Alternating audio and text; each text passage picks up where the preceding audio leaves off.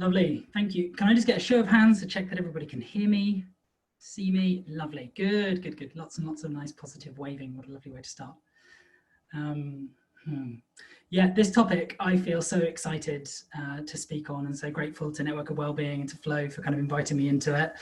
Compassion, of course, is absolutely essential, as Darwin noted in The Descent of Man. You know, it's about survival of the fittest, but it's the fittest group, which is the one that is most cooperative, best able to look after itself and meet its needs, that survives and means that we're here on this planet. So this innate nature of compassion is something that is very deep within us, but there's many obstacles to it manifesting in all of our kind of interpersonal interactions and in the systems that we have in the world. In terms of my focus for this very short talk this evening, I've got a lot of scraps of paper on my bed behind me where I sort of threw lots of notes together. I'm definitely not going to cover everything, but some things I really do want to focus on is a little bit about what we mean by compassion, sort of a little bit of a definition.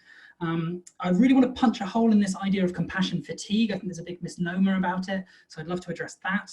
To talk about some ways that compassion can be trained, which draws a bit from the kind of the Buddhist canon as well as kind of contemporary neuroscience.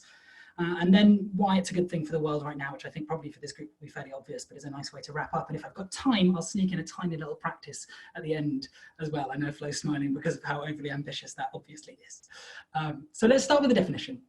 Compassion is defined as a state of concern for the suffering or unmet need of another, coupled with the desire to alleviate that suffering. So we notice that's about two different things actually that come together there. There's one which is a part about empathy. It's about being able to resonate with the feeling that someone else is having, particularly in the context of that being a moment of suffering. But then it's not just staying there. It's about bringing in the intention to heal or to support, or for that person to be free from that suffering, a sense of alleviation. Now, this is kind of where I really want to focus in on this point about kind of the idea of compassion fatigue, which has been well recast actually by Tanya Singer, the neuroscientist, as empathic distress fatigue. Essentially, when we are stepping into a moment of empathizing with someone in a moment of suffering, two paths open up for us. One in which we sort of resonate with the feeling that someone else is having, but take that on ourselves. So we start to suffer alongside that person, we're suffering with them, and we then can slip into a space of identifying with that suffering. That suffering becomes our own, perhaps our own narratives of why we're feeling that suffering, or other sort of triggers can take place. And that creates emotional kind of distress, actually. It's quite exhausting. It can cause us to then kind of want to avoid that person or push away, or perhaps even be confrontational. It's very, very common that that sort of happens. And there's a lot of this going on, particularly in contexts like healthcare, where actually people are having to kind of shut down their emotional connection with people in order to cope with the fact that if they were to just resonate with them, they would be really, really exhausted. And the sad fact of this is that actually as we suppress our emotions, that's actually using up even more of our kind of psychological and physiological energy in pushing those away. So we're actually becoming more and more burnt out, not just from the resonance itself, but also from the tactic of avoiding. So what do we want to do instead? We want to cultivate compassion.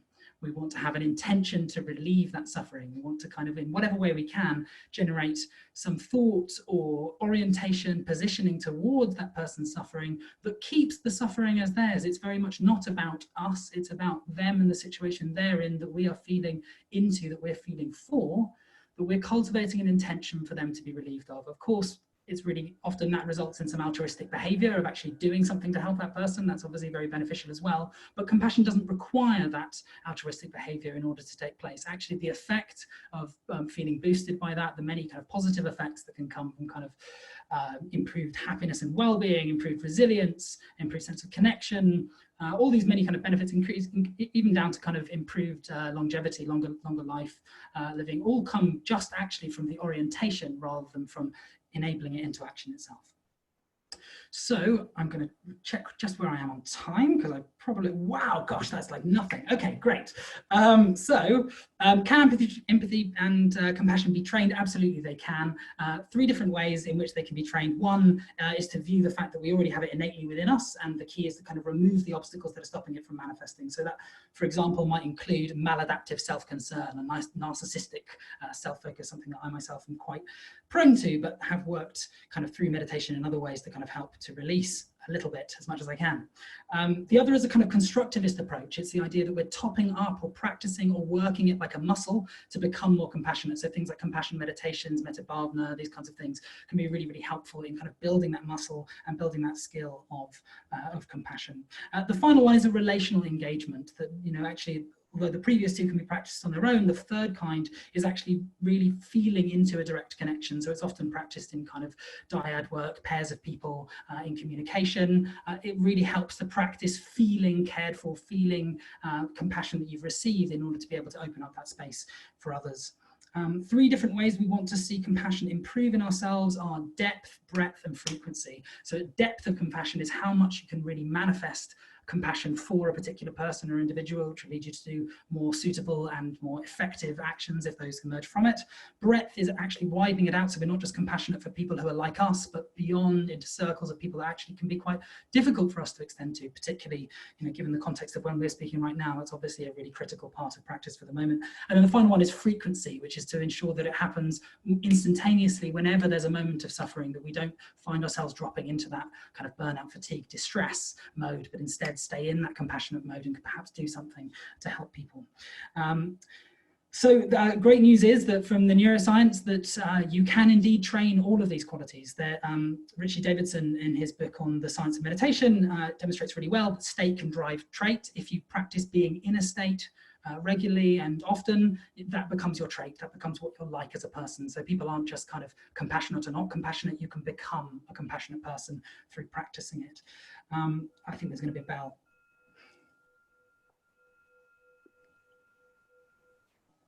Yeah. Lovely. So I'll take my 60 seconds, yeah?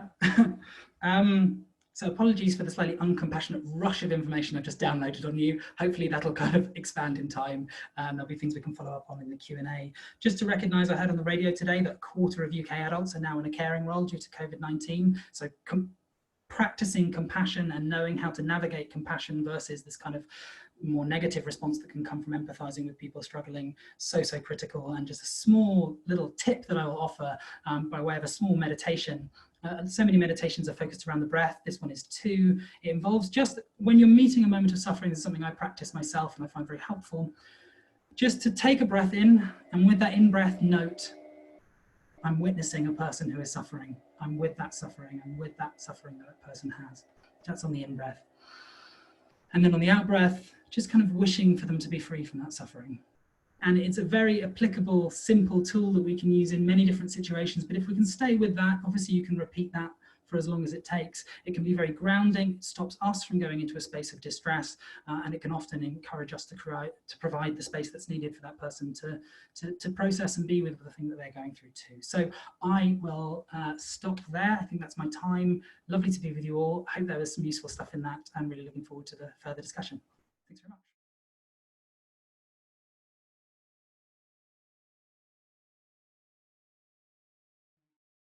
So the questions around our inherent interconnectedness. There is a term used in that question, which is interbeing, which comes from a teacher called Thich Nhat Hanh, which is, well, it's kind of self-evident from the way that it's described, but it's about how we inter-are, essentially, that we've kind of adopted in our Western thinking this Cartesian idea of kind of the separate individual, whereas in fact, actually, well, for example, I could say that I am constituted by the words that are currently coming out of my mouth, but these words wouldn't be coming out of my mouth if Jasmine didn't exist to ask that question, if Roger didn't exist to read the question out. So the very essence of what it is to be me right now is evidently part of a network of being rather than an individual one.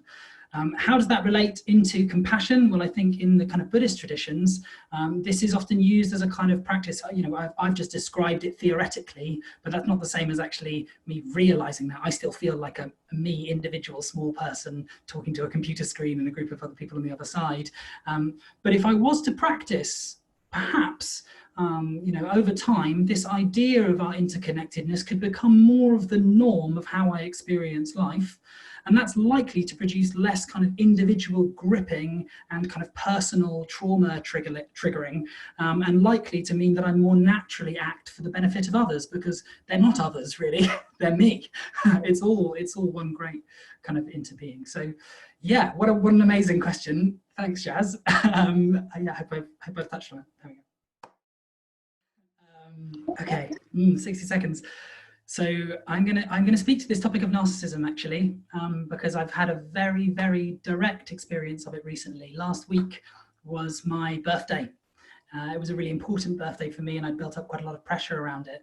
And for some reason, I chose to celebrate my birthday by returning to my traumatized kind of 5-year-old selfish self in a way that completely alienated the people around me that were trying to love me, and failed to recognize the ways in which they were expressing their love, and convinced me that I was in a space where I was unloved and excluded from a space in which actually everybody was trying their very, very, very best to make me feel kind of nourished, loved and appreciated. And it's taken a few days actually to kind of fulfill the aftermath of that. What's changed things was realizing that self-focus actually was creating a distance and a blockage to others, and turning things around to actually start thinking about and caring about them. So I suppose my takeaway tip is, if you want to feel loved, you need to love. Wow. Beautiful.